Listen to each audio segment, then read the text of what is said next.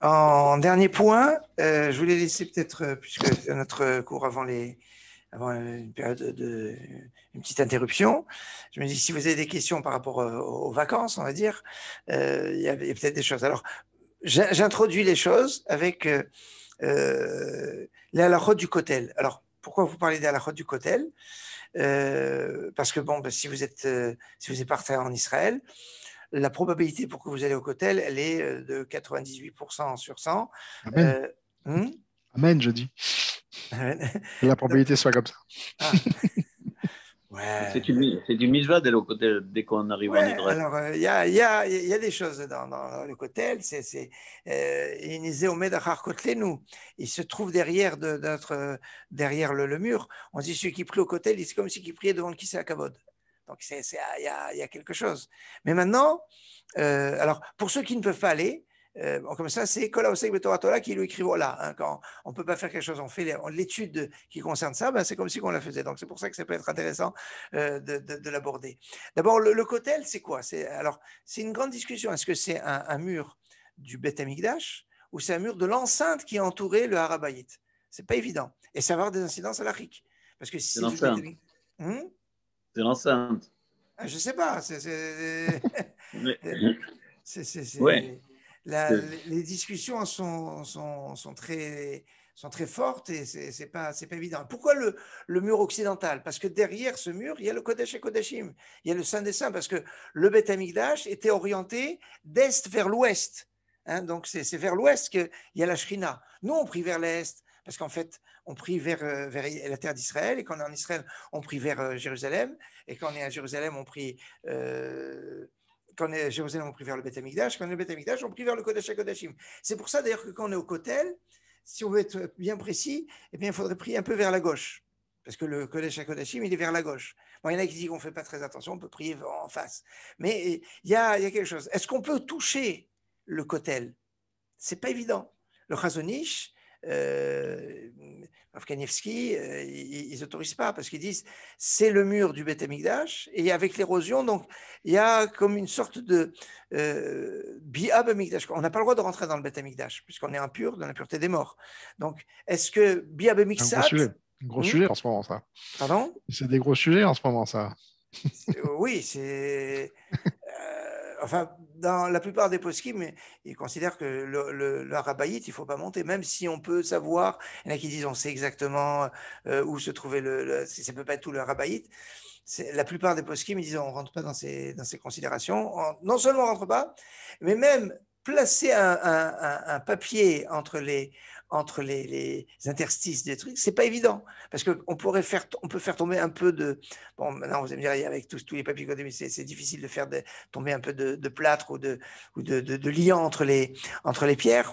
C'est qu'on n'a pas le droit de détruire le moindre pierre du kotel. C'est un issur de Oraïta.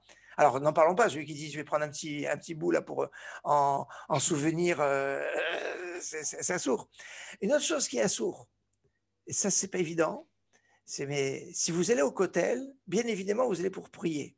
Alors, on peut faire la tefila de Mincha, plus classique Mincha ou Arvit, ou Shacharit le matin, mais aller au kotel pour faire une photo en ayant comme fond le kotel, c'est un sourd.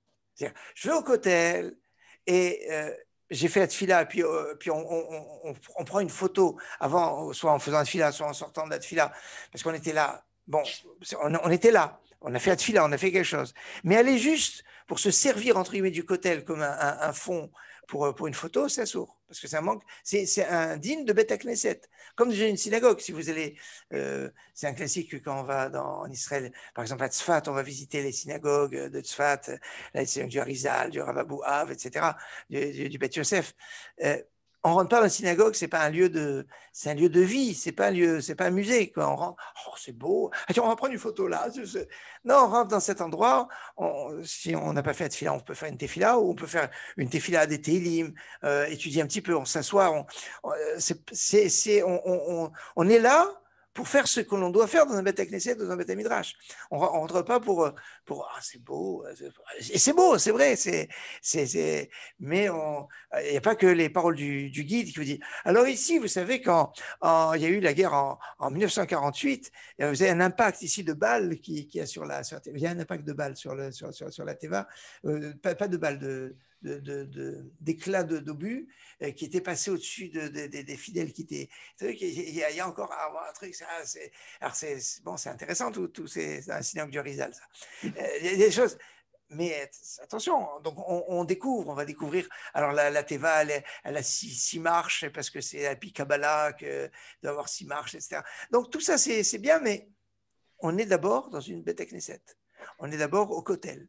On est d'abord dans un endroit de tefila, de prière. Vous savez que normalement, Rav Ovadia Yosef est posek qu'on n'a pas le droit d'embrasser ses enfants devant le Kotel. Ses enfants ou ses petits-enfants. Imaginez, c'est un grand classique. Souvent au Kotel, on retrouve des gens, oh là là, comme tout moi, tu vas, ça fait 10 ans que je ne t'ai pas vu. Ou alors, on trouve ses petits-enfants au Kotel. On n'a pas le droit de les embrasser. Normalement, Rav Ovadia Yosef, il interdit de les embrasser. Et pourquoi? Parce qu'on ne doit pas montrer un autre amour que l'amour d'Hachem, même à la synagogue. Vous embrassez vos petits-enfants ou les enfants en dehors de la synagogue, mais dans la synagogue. Alors, est-ce qu'on peut s'embrasser les uns les autres quand quelqu'un monte à la Torah, etc. Aujourd'hui, avec le Covid, l'histoire, elle est tranchée comme Rav Ovadia Yosef. Ni on s'embrasse, ni quoi que ce soit.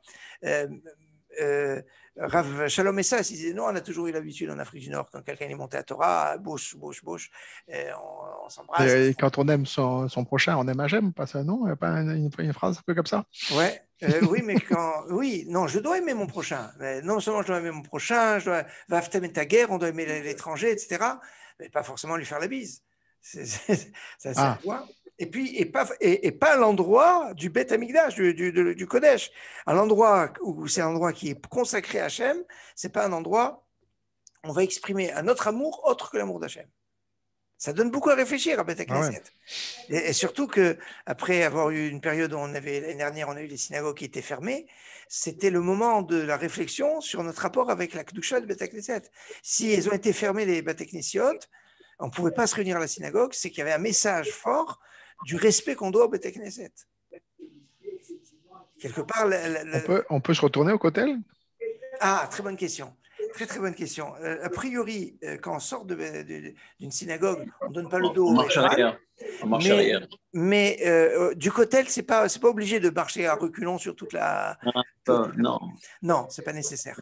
On peut, d'après la halakha, on fait quelques pas comme ça, à reculons, deux pas à reculons, et le reste, on peut marcher normalement. On peut. Maintenant, celui qui veut marcher à reculons sur une bonne partie. Alors, en général, ce qui se fait souvent, c'est que on va jusqu'à l'endroit où ils distribuent les kippotes, hein, vous voyez, là.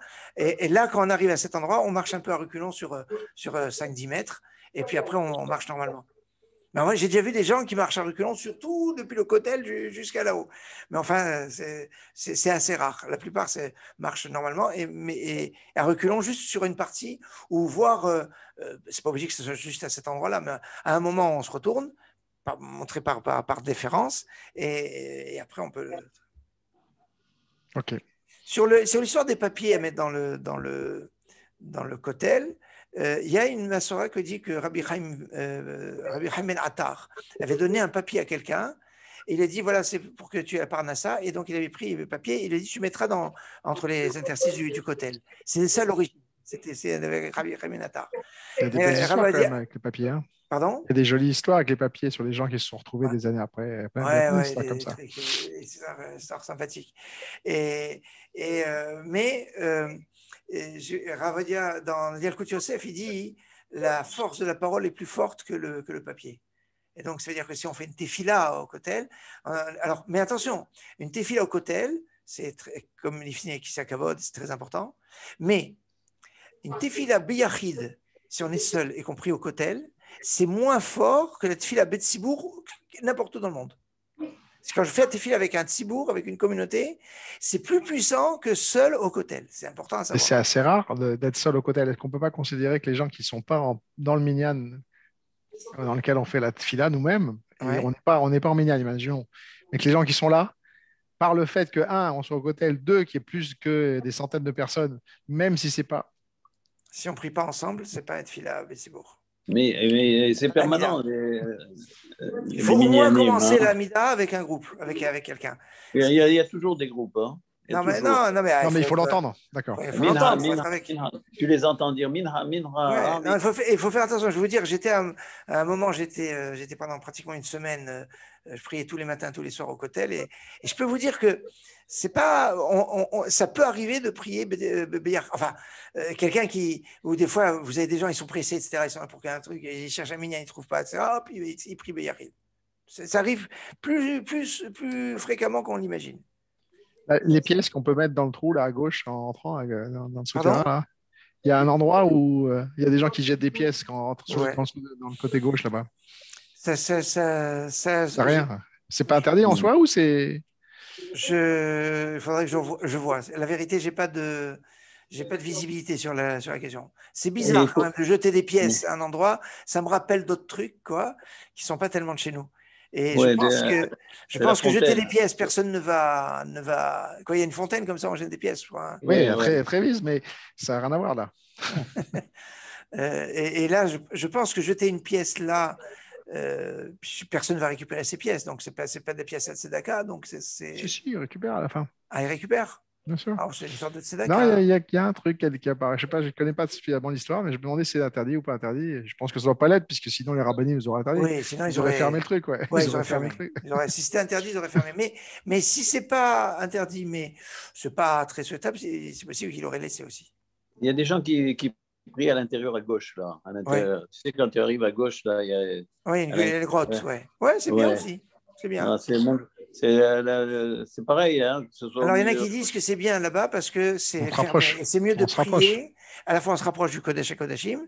Et puis, c'est mieux de prier dans un endroit fermé. Alors, c'est une chez là de prier dans un endroit qui est complètement tout ouvert. Dans la rue, c'est pas top de prier dans un jardin ou comme ça. C'est mieux de prier dans un endroit qui est fermé. Mais le kotel indigne d'endroit fermé. Donc, on peut prier au kotel à l'endroit où c'est ouvert. C'est aucun souci. D'accord. Alors, voilà. Ok, écoutez, bonnes vacances. Alors, bonnes vacances, Thierry. Voilà. Bonnes vacances. Merci. À tout le monde. Alors, merci. Avec plaisir. Mais bon, on bonnes choses pour vous. Avant les fêtes ou après?